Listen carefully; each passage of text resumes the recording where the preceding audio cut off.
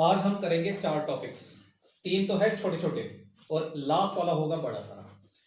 तो ये जो हम कर रहे हैं, AC circuit containing resistance only, inductance only, capacitance only, RLC circuit, RL circuit, RC circuit, इनके लिए एवरेज पावर की वैल्यू भी हमें निकालनी है कि वो पावर कितनी कंज्यूम करता है। अब जैसे कि हमारे घर में मान लो ये कमरा है, इस कमरे के अंदर मैंने एक तो बल्ब लगा रखा है, एक यहाँ पर टीवी है, फ्रिज है, एसी लगा दिया, तो इलेक्ट्रिसिटी आएगी, करंट आएगा, वो साथ के साथ मैकेनिकल वर्क करेंगे, जो भी हमें फ्रिज से काम लेना है वो हम कर रहे हैं, तो वो पावर भी तो कंज्यूम कर रहे हैं, करते हैं ना। अब ये बल्ब है, क्या पता ये 5 वॉट का हो, जो 10 रुपए का जो बल्ब आता है वो 100 वॉट की बिजली कंज्यूम करता है। हर एक इलेक्ट्रिकल अप्लायंसेस कुछ ना कुछ पावर कंज्यूम करते हैं, ठीक है। अगर कोई चीज आइडियल ही हो तो उसकी एक अलग कहानी है, लेकिन इस दुनिया की कोई चीज आइडियल फिलहाल तो नहीं है। हाँ, उसके ऊपर काम चल रहा है, जब बनेगी तब बनेगी। अब ये हम बोलते हैं रेजिस्टर, ना तो ये आइडियल है, इंडक्टर ये भी आइडियल नहीं है, कैपेसिटर ये भी आइडियल नहीं है। लेकिन इस टॉपिक के अंदर हम इंडक्टर को और कैपेसिटर को आइडियल लेकर चलेंगे, ठीक है। पहली बात तो तुम्हें यह ध्यान रखनी है। और दूसरी बात, AC circuit containing resistor only हो, AC circuit containing inductor only हो, AC circuit containing resistor only हो, या कैपेसिटर ओनली हो, या आरएलसी सर्किट हो, वो पावर को कंज्यूम करते हैं, ठीक है। तो 2 चीजें हैं यहां पर, एक तो है इंडक्टर, एक है आइडियल इंडक्टर। इंडक्टर के केस में हमेशा पावर कंज्यूम होगी, लेकिन आइडियल इंडक्टर के केस में कोई भी पावर कंज्यूम नहीं होगी। इस दुनिया के अंदर इंडक्टर आइडियल नहीं होता, लेकिन हम मान के चलते हैं कि अगर ये आइडियल होता तो क्या होता। लेकिन जो इंडक्टर मार्केट के अंदर आता है उसके अंदर पावर कंज्यूम होती है, ठीक है। लेकिन अगर मैं उसी इंडक्टर को आइडियल मान के चलूं तो उसके अंदर कोई पावर कंज्यूम नहीं होगी। तो यहां पर हम इंडक्टर की नहीं आइडियल इंडक्टर की बात करेंगे, कैपेसिटर की नहीं आइडियल कैपेसिटर की बात करेंगे, ठीक है। अब यहां पर 4 टॉपिक्स है। सबसे पहला जो टॉपिक है वो AC circuit containing resistance only है, और ऐसे सर्किट को हम बोलते हैं नॉन इंडक्टिव सर्किट। ये चीज मैंने तुम्हें बताई थी। नॉन इंडक्टिव सर्किट के लिए कंडीशन बताई थी, अगर XL और XC बराबर हो जाए तो उस टाइम जो टोटल इंपीडेंस होगा सर्किट का वो R के बराबर होगा, और उस टाइम उस सर्किट को हम बोलते हैं नॉन इंडक्टिव सर्किट। याद है ये चीज, हमने RLC सर्किट किया था, यहां पर रेजिस्टर था, यहां पर इंडक्टर था, यहां पर कैपेसिटर था। इसका रेजिस्टेंस R था, इसका रेजिस्टेंस XL था, इसका रेजिस्टेंस XC था। हमने केस लिया था, अगर इंडक्टर का रेजिस्टेंस और कैपेसिटर का रेजिस्टेंस अगर बराबर हो जाए तो इस पूरे सर्किट का जो इंपीडेंस होता था Z, वो हो जाता था R के बराबर, ठीक है। तो उस टाइम उस सर्किट को हम क्या बोलते थे, नॉन इंडक्टिव सर्किट। अगर इंपीडेंस R के बराबर हो जाए तो इसका मतलब वो AC circuit containing resistance only ही की तरह बिहेव करेगा, इससे ज्यादा नहीं, ठीक है। तो AC circuit containing resistance only को हम दूसरे शब्दों में नॉन इंडक्टिव सर्किट भी बोलते हैं, ठीक है। तो इंडक्टिव सर्किट कौन सा होता है, आरएलसी सर्किट को हम इंडक्टिव सर्किट बोलते हैं, लेकिन कंडीशन है L का टोटल रेजिस्टेंस और C का टोटल रेजिस्टेंस बराबर नहीं होना चाहिए। अगर बराबर नहीं है तो वो सर्किट इंडक्टिव है। अगर L का रेजिस्टेंस और C का रेजिस्टेंस अगर बराबर हो गए तो वो बन गया नॉन इंडक्टिव सर्किट।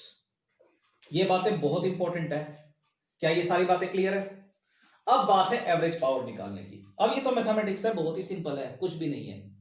अब सबसे पहले तो AC circuit containing resistance only के अंदर हमें 2 चीजें पता होनी चाहिए कि करंट क्या है और ईएमएफ कितना है। सबसे पहले हम ईएमएफ देते थे E is equal to E naught sine omega t के बराबर, और जो करंट आता था वो आता था I is equal to I naught sine omega t के बराबर। याद है ये चीज? AC circuit containing resistance only के केस में करंट और ईएमएफ एक ही फेज के अंदर जाते थे, ठीक है। अब हमें निकालना है पावर। पावर निकालने के लिए हमें फॉर्मूला पता होना चाहिए। पावर का जनरल फॉर्मूला क्या होता है, वोल्टेज इनटू में करंट, यही होता है। पावर को हम क्या लिख सकते हैं, dw बाई dt, क्योंकि पावर रेट ऑफ वर्डन भी तो होता है, is equal to voltage into में करंट। यहां से तुम dw की वैल्यू निकाल लो और वो हो जाएगी वोल्टेज इनटू में करंट इनटू में dt। तुम्हें dw नहीं चाहिए, तुम्हें चाहिए w, तो क्या करना पड़ेगा, इंटीग्रेशन करना पड़ेगा। यहां पर है वोल्टेज इंटू में करंट इंटू में dt, और इसकी लिमिट हो जाएगी 0 से लेकर t। अगर तुम लिमिट को 0 से लेकर कैपिटल T रख रहे हो तो इसका मतलब तुम फुल साइकिल के लिए काम कर रहे हो, हाफ साइकिल के लिए नहीं कर रहे। dw का इंटीग्रेशन क्या होगा, w लिमिट हो जाएगी 0 से लेकर t, e इंटू में i इंटू में dt। इसको दे दिया इक्वेशन नंबर 1। यहां तक का काम तो तुम्हें चारों टॉपिक्स के अंदर सेम करना पड़ेगा, ठीक है। अब बात है ईएमएफ की और करंट की। ये दोनों वैल्यू तुम्हें हर एक सर्किट के लिए पहले से ही पता होनी चाहिए। अब जैसे कि इस सर्किट के लिए हमें ईएमएफ और करंट दोनों की वैल्यू पता है ना, अब इसको यहां पर पुट कर दो। Put E and I in equation number 1, इस इक्वेशन के अंदर पुट कर दो। तो यहां पर सॉल्यूशन क्या बन जाएगा, W is equal to integration 0 से लेकर t, ईएमएफ और करंट दोनों की वैल्यू तुम्हें पता है। ईएमएफ की वैल्यू कितनी है, E naught sine omega T, और करंट की वैल्यू कितनी है, I naught sine omega T और इनटू में dt, ठीक है। जो भी फर्क आएगा वो यहीं पर आएगा, बाकी सब कुछ सेम चलेगा। अब यहां पर ई नॉट और आई नॉट ये कांस्टेंट है, इसको ले लो बाहर। ई नॉट आई नॉट इंटीग्रेशन है 0 से लेकर t, sign omega T into sine omega T, हम इसको लिख सकते हैं sign square omega T D T, लिखा जा सकता है। अब बात रह गई साइन स्क्वायर एक्स की। साइन स्क्वायर एक्स को हम लिख सकते हैं 1 माइनस कोस 2x बाई 2, तो लिख दो W is equal to E naught I naught, 0 से लेकर t, हम इसको लिख सकते हैं 1 minus cos 2 omega T divided by 2 into में dt, लिखा जा सकता है ऐसे, हमने पीछे भी लिखा है। अब ये 2 तो आ जाएगा बाहर, और क्या क्या रह जाएगा, 1 और कोस 2 ओमेगा टी, अलग अलग कर दो। W is equal to E naught I naught, इसके नीचे तो है 2, ये 2 बाहर आ गया, अंदर क्या बच जाएगा, 0 से लेकर t 1 इंटू में dt माइनस 0 से लेकर t कोस 2 ओमेगा टी dt, ये चीज बच जाएगी। क्लियर। अगर तुम इसका इंटीग्रेशन करो cos 2 ओमेगा टी, तो इसका आएगा sin 2 omega T divided by 2 omega, और अगर तुम लिमिट को पुट करोगे 0 से t तो उसकी वैल्यू आ जाएगी 0। ये पीछे भी आ चुका है और मैंने तुम्हें करने के लिए भी दिया होगा, तो इसको तो सॉल्व करने की जरूरत नहीं है, घर जाके रफ कॉपी में सॉल्व करके देख लेना। जब तुम इसका इंटीग्रेशन करोगे तो ये आएगा sin 2 omega T by 2 omega, limit को पुट करोगे आंसर 0 आ जाएगा, ठीक है। अब यहां पर 1 into D T, 1 into D T dt, dt का इंटीग्रेशन t, लिमिट को हम पुट करेंगे तो t माइनस 0 और t माइनस 0 t, तो यहां पर w का आंसर किसके बराबर आ गया, e naught I naught divided by 2 into में t। क्या यहां तक का सारा लॉजिक आगे समझ, मैंने बस इंटीग्रेशन को सॉल्व किया है और ये आ जाएगा t, क्योंकि 1 इंटू डी टी dt का इंटीग्रेशन t, t के ऊपर लिमिट है 0 से लेकर t, तो t माइनस 0 t आ जाएगा, उस टी को मैंने यहां पर लिख दिया। इसको बेशक रफ कॉपी में सॉल्व करके देख लेना, इसका आंसर आएगा 0 आएगा, ठीक है। तो ये आ जाएगा वर्क डन, ठीक है। हमें वर्क डन तो नहीं चाहिए, हमें क्या चाहिए, पावर। अब मैंने यहां पर लिमिट लगा रखी है 0 से लेकर t, तो इसका मतलब मैं कौन से साइकिल के लिए कर रहा हूं, हाफ साइकिल या फिर फुल साइकिल, फुल साइकिल। अब मैं निकालूंगा पावर। पावर का जनरल फॉर्मूला क्या होता है, वर्क डन बाई टाइम, यही होता है ना। लेकिन अगर मैं फुल साइकिल के लिए अगर इस चीज को निकालना चाहता हूं तो स्मॉल टी की जगह पर क्या लिखना पड़ेगा, capital T. For full cycle power is equal to work done divided by T. Work done की वैल्यू तो तुमने निकाली हुई है, इस वैल्यू को यहां पर रख दो। Power is equal to E naught I naught divided by 2 into में टी, ये तो वर्क डन था, और नीचे ये फॉर्मूले वाला टी, टी से ये टी कैंसिल हो गया, तो पावर किसके बराबर आ गया, E naught I naught divided by 2 आएगा ना। क्या हम 2 को under root 2 into under root 2 ऐसे लिख सकते हैं, E naught by under root 2। E naught का मतलब क्या है, peak value of alternating EMF. E naught by under root 2 को हम क्या लिख सकते हैं, ई आर एम एस लिखा जा सकता है। I not by under root 2 को हम क्या लिख सकते हैं, आई आर एम एस। तो इतनी एवरेज पावर कंज्यूम होती है AC circuit containing resistor only के अंदर, ठीक है। अब सोच के देखो तुम, ये मेरे को बताने की भी जरूरत नहीं थी। मान लो ये कंडक्टर है, इस कंडक्टर को मैंने यहां से वायर के थ्रू सेल के साथ जोड़ दिया। सेल के अंदर से करंट आएगा, करंट आएगा इसके अंदर से फ्लो करेगा, इसके अंदर पावर कंज्यूम होगी ही होगी, हम नहीं रोक सकते उस चीज को, पावर कंज्यूम होगी क्योंकि इसका खुद का रेजिस्टेंस है। इसलिए अगर मैं चाहता हूं कि इसके अंदर पावर कंज्यूम ना हो तो मुझे काम करना पड़ेगा, इसका सारा रेजिस्टेंस खत्म करना पड़ेगा। क्या ये पॉसिबल है? नहीं है। तो इस दुनिया की कोई भी चीज हो वो आइडियल मानी तो जा सकती है लेकिन एक्चुअली में थोड़ी ना होती है। अगर मैं इसको आइडियल मान लू ना, आइडियल का मतलब है इसका रेजिस्टेंस 0 और वो चीज पॉसिबल नहीं है।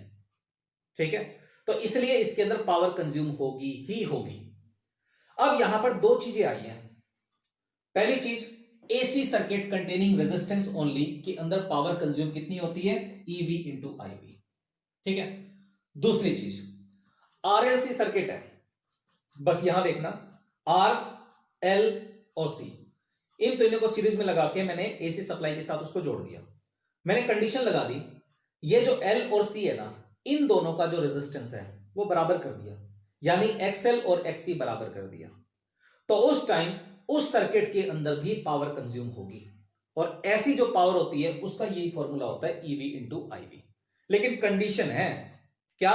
एल और सी के अंदर जो रेजिस्टेंस है वो बराबर होना चाहिए। अगर वो बराबर नहीं है तो पावर कंज्यूम का ये वाला फॉर्मूला गलत है। अगर दोनों का रेजिस्टेंस बराबर है तो ऐसा सर्किट नॉन इंडक्टिव सर्किट कहलाएगा और उस टाइम यही वाला फॉर्मूला लग सकता है। क्या इसके पीछे की सारी थ्योरी समझ में आ गई? क्लियर है सारी बातें? सिर्फ मैथमेटिक्स नहीं है, थ्योरी भी है इसके पीछे। लिखो,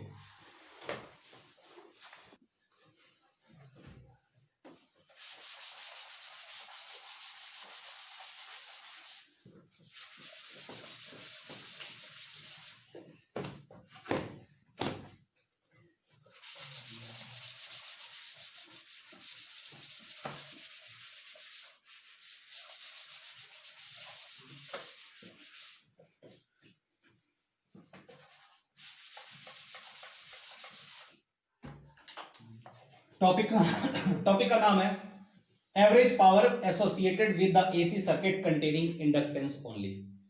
इसके केस में पहले दो स्टेप में ही फर्क आ जाएगा। जो ईएमएफ होता है वो कितना होता है? E is equal to E naught sine omega T. और जो करंट होता है वो लीड करता है या लैग करता है? लैग करता है। ईएमएफ हमेशा लीड करेगा और करंट 90 डिग्री से लैग करेगा। तो जो करंट होता था वो कितना होता था? I is equal to I naught sine omega t minus pi by 2, इतना ही होता था। मैं क्या करूंगा, इन दोनों में से माइनस को कॉमन ले लूंगा। I is equal to I naught sine, minus को कॉमन ले लिया और ये बन जाएगा pi by 2 minus omega t. Clear? ये बन गया sine minus theta. Sine minus theta को हम क्या लिख सकते हैं? Minus sine theta. मतलब ये माइनस तो आ जाएगा इसके साथ और ये बन गया sine pi by 2 minus omega T. Sine 90 minus theta और साइन 90 माइनस थीटा को हम क्या लिख सकते हैं? Cos theta. तो यहां पर जो करंट आ गया वो आ गया माइनस आई नॉट कोस ओमेगा टी। ये है करंट, ये है ईएमएफ। पता चला? कैलकुलेशन में कोई डाउट? तो इतना तो है ईएमएफ और इतना है करंट। किसका फर्क है? माइनस का फर्क है। यहां पर साइन है तो वहां पर तो साइन होता था, अब यहां पर कोस है। इन दोनों वैल्यू को इक्वेशन नंबर 1 में रखना है बस। तो यहां पर W का आंसर किसके बराबर आ जाएगा? 0 से लेकर T, यहां पर E इंटू में I। E की वैल्यू किसके बराबर है? E naught sine omega T. और करंट की वैल्यू किसके बराबर है? I naught cos omega T और ये क्या है? dt। ठीक है, E नॉट इंटू में I नॉट, ये तो आ जाएगा बाहर। तो W is equal to E naught I naught, 0 से लेकर T, ये बन जाएगा साइन ओमेगा टी और ये कोस ओमेगा टी इंटू में dt। ठीक है, अब यहां पर तुम बनाओ फॉर्मूला, 2 से डिवाइड कर दो, 2 से मल्टीप्लाई कर दो। W is equal to E naught I naught, मैंने तो 2 से डिवाइड कर दिया और यहां पर 2 से मल्टीप्लाई कर दिया। 2 sine omega T cos omega T और ये dt। ये फॉर्मूला बन गया 2 साइन एक्स कोस एक्स। क्या होता है? Sign 2x। तो हम इसको लिख सकते हैं W is equal to E naught I naught divided by 2 और इंटीग्रेशन है 0 से लेकर T sine 2 omega T D T, बस फॉर्मूला लगा दिया। ठीक है, अब हम इसका करेंगे इंटीग्रेशन। साइन 2 ओमेगा टी का integration E naught I naught divided by 2, ये तो था ही। साइन 2 ओमेगा टी का इंटीग्रेशन, यहां पर एक माइनस भी तो था, ये वाला माइनस, ये वाला माइनस साथ के साथ चल रहा है यहां पे, पता चला ये कौन सा माइनस है, ये फॉर्मूले वाला माइनस है। साइन 2 ओमेगा टी का इंटीग्रेशन हम इसको लिख सकते हैं -2 कोस 2 omega T divided by 2 omega, और लिमिट है 0 से लेकर टी। जब हम इसकी लिमिट को पुट करेंगे तो इसका आंसर दोबारा आ जाएगा 0। बेशक रफ कॉपी में घर पे जाके करके देख लेना। ठीक है, और यहां से हम वर्डन निकालेंगे और वर्डन का आंसर कितना आ जाएगा 0। ठीक है, ये जो माइनस हमने कॉमन लिया था ये सब खत्म होके इक्वल टू 0 हो जाएगा। अब हम निकालेंगे एवरेज पावर फुल साइकिल के लिए, और वो आ जाएगी वर्डन बाई टाइम। अब यहां पर वर्डन की value 0 by T is equal to 0। अगर मैं इस इंडक्टर को मान लू आइडियल और इंडक्टर के साथ में एसी सप्लाई को जोड़ दूं तो जाके उसके अंदर एवरेज पावर इक्वल टू 0 होगी। लेकिन जो एक्चुअली में प्रैक्टिकली जो इंडक्टर्स आते हैं वो आइडियल नहीं होते, तो इनके अंदर कुछ ना कुछ पोटेंशियल ड्रॉप होगा, कुछ ना कुछ पावर कंज्यूम होगी, और कितनी होगी, वोल्टेज इनटू में करंट। उसी फॉर्मूले से हम निकाल लेंगे। लेकिन न्यूमेरिकल्स की बात है, न्यूमेरिकल्स के अंदर अगर गिवन हो कि L is assume to be ideal तो उस टाइम उसके अंदर वर्डन 0, पावर कंजप्शन 0। लेकिन रियलिटी में नहीं होता ऐसा कुछ। क्लियर है, नोट करो इसको। जो नेक्स्ट टॉपिक है वो सेम टू सेम ही चलेगा। Average power associated with the AC circuit containing capacitance only.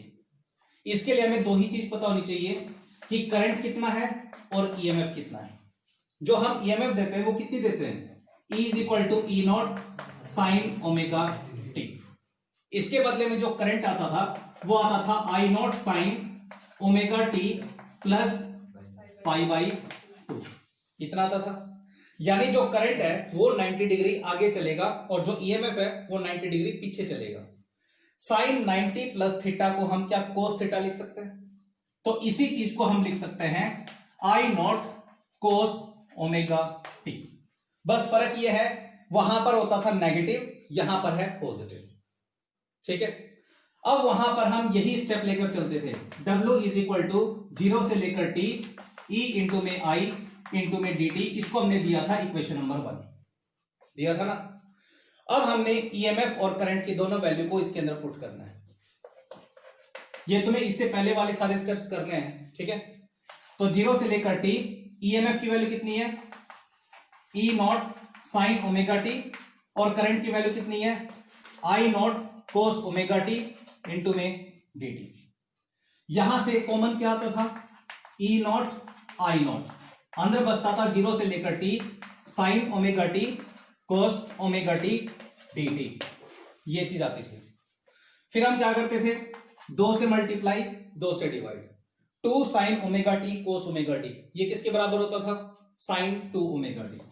तो यहां पर होता था E naught I naught divided by 2 integration 0 से लेकर t sine 2 omega T dt। ये फॉर्मूला लगा देते थे। साइन 2 ओमेगा टी को हम क्या करते थे, इंटीग्रेट करके क्या लिखते थे, minus cos 2 omega T divided by 2 omega. तो W का आंसर किसके बराबर आता था, E naught I naught divided by 2 sine 2 omega T का t के रिस्पेक्ट में integration minus cos 2 omega T divided by 2 omega, limit है 0 से लेकर t। जब हम इसको सॉल्व करेंगे तो इसका आंसर कितना आ जाएगा, 0। वर्डन की वैल्यू 0। फिर हम पावर निकालते थे, पावर का आंसर आता था वर्डन बाई टाइम फुल साइकिल के लिए। वर्डन की वैल्यू 0 तो पावर का आंसर भी कितना आता था, 0। लेकिन ये पावर इक्वल टू 0 तभी है जब सर्किट के अंदर आइडियल कैपेसिटर लगा हो तब। लेकिन आइडियल होता नहीं है तो पावर कुछ ना कुछ कंज्यूम जरूर होती है। क्लियर है, नोट करो इसको।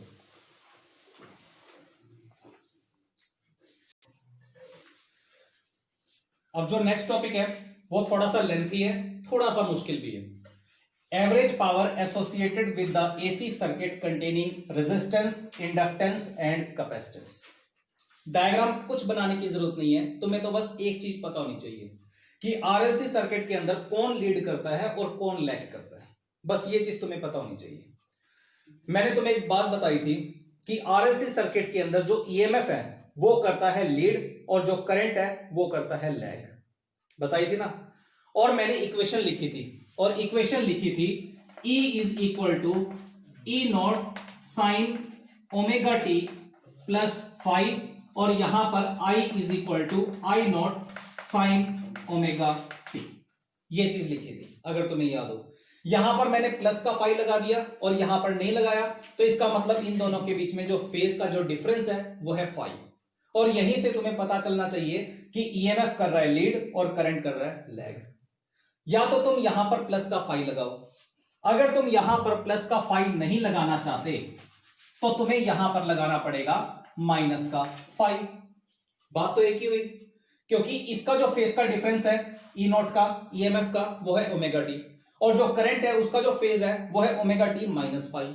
यहां से भी तुम्हें यह बात पता चलनी चाहिए कि ईएमएफ हमेशा लीड करेगा और जो करंट है वो 5 डिग्री से पीछे चलेगा। ठीक है, या तो प्लस का 5 यहां पर लिखो या फिर माइनस का 5 यहां पर लिखो।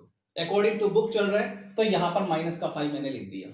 ठीक है, एक फॉर्मूला आता है मैथ्स के अंदर साइन ए माइनस बी, और इसको हम लिख सकते हैं sine A cos B minus cos A sine B. सभी को पता है ये फॉर्मूला, उसी फॉर्मूले का यूज होगा। अब यहां पर चीजें तो वही है, पावर इज इक्वल टू क्या होता है ईएमएफ इंटू में करंट। पावर को हम क्या लिख सकते थे D W divided by D T is equal to EMF into में करंट। यहां पर डी डब्ल्यू की वैल्यू किसके बराबर होती थी ई इंटू में आई इंटू में डी टी, इसके बराबर होती थी। फिर हम इसका करते थे इंटीग्रेशन। ठीक है, इंटीग्रेशन बाद में करेंगे। इस dt को भी एक बार नीचे ही रखो तो ठीक है, वहां ले जाओ तो भी एनफ है, काफी है। यहां पर तुम्हें e की वैल्यू रखनी है और i की वैल्यू रखनी है, दोनों वैल्यू को रखो फिर उसको सॉल्व करो। Put e and i in above equation, इस इक्वेशन के अंदर रखो। अब थोड़ा सा ध्यान से देखने की जरूरत है। dw is equal to EMF की वैल्यू कितनी है E naught sine omega T into में ये जो करंट है इसकी इक्वेशन किसके बराबर है I naught sine omega t minus 5, इसके बराबर है। और ये dt इसको मैंने यहां पर मल्टीप्लाई कर दिया। मैंने तो इन दोनों वैल्यू को इस इक्वेशन के अंदर पुट किया और कुछ नहीं।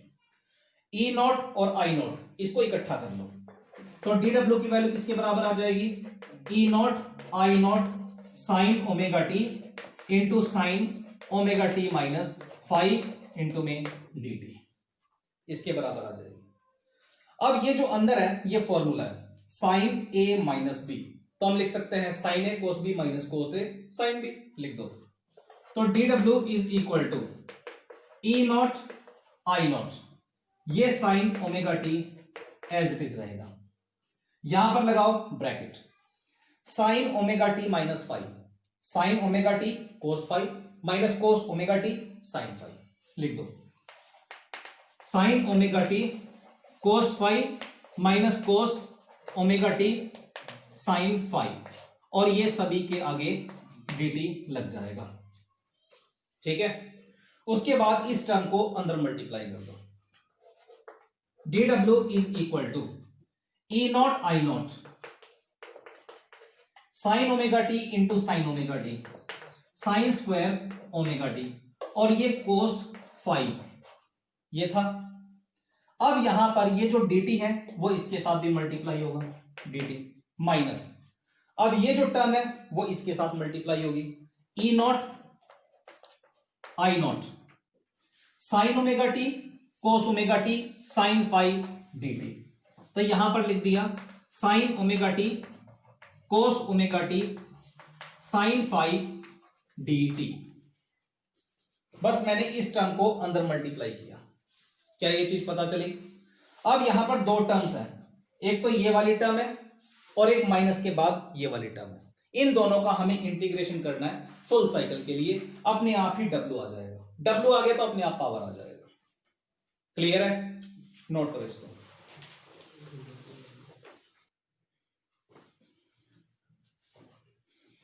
देखो यहां पर आ गया dw is equal to this.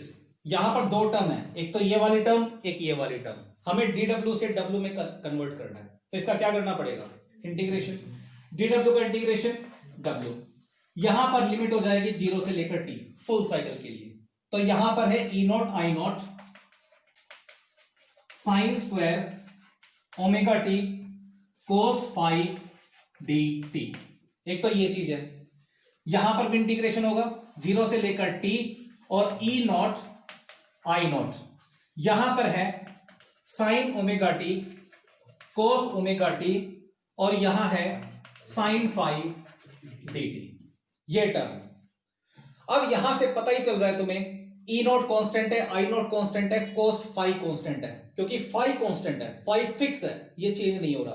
बात है ओमेगा टी, ये ओमेगा टी बार बार चेंज होगा, तो यहां पर ये टर्म और ये टर्म कांस्टेंट है, इसको बाहर लेना है। ये पूरी टर्म कांस्टेंट है, साइन फाई कांस्टेंट है, इन दोनों को अंदर रखो, बाकी को बाहर ले लो।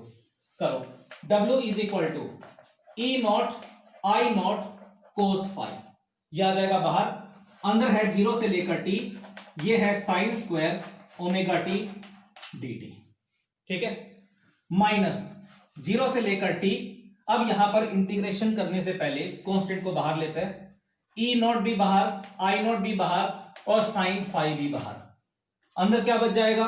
0 से लेकर t sign omega T cos omega T into में डी टी, ये चीज बच जाएगी। वही पुरानी बात आ गई, यहां पर बनाना है फॉर्मूला, तो 2 से डिवाइड कर दो, 2 से मल्टीप्लाई कर दो, फॉर्मूला बन जाएगा। अब यहां पर साइन स्क्वायर ओमेगा टी को हम क्या लिखते थे? 1 माइनस कोस 2 ओमेगा टी लिख दो। तो W is equal to E naught I naught cos phi, 0 से लेकर t sine square omega T को हम लिखते थे 1 minus cos 2 omega T divided by 2, और ये dt होता था, ठीक है, minus E naught I naught sine phi. फिर मैं यहां पर फॉर्मूला बनाता था 2 से डिवाइड 2 से मल्टीप्लाई करके, वो 2 से डिवाइड तो मैंने कर दिया, 2 से मल्टीप्लाई करेंगे 2 sine omega T cos omega T, क्या बन जाएगा? Sine 2 omega T. तो इंटीग्रेशन 0 से लेकर t, ये फॉर्मूला बन गया साइन 2 ओमेगा टी, और ये डी टी। क्या ये चीज सभी को समझ में आ गई?